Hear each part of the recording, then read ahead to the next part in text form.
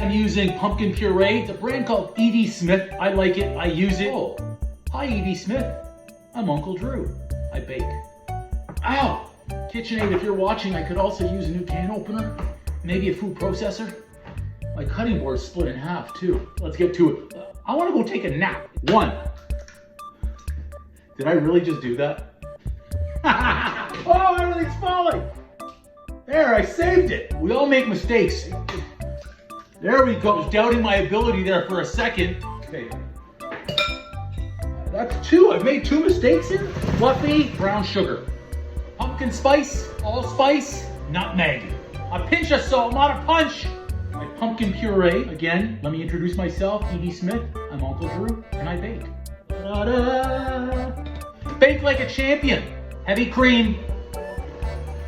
Using a bigger bowl would be much more advised. In it goes. Put the rest in my mom's Tupperware.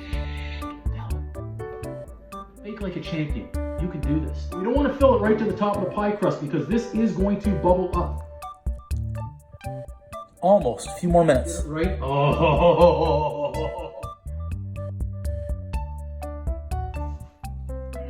Yeah. Boom! It's so flaky and buttery. Plenty of time before Thanksgiving.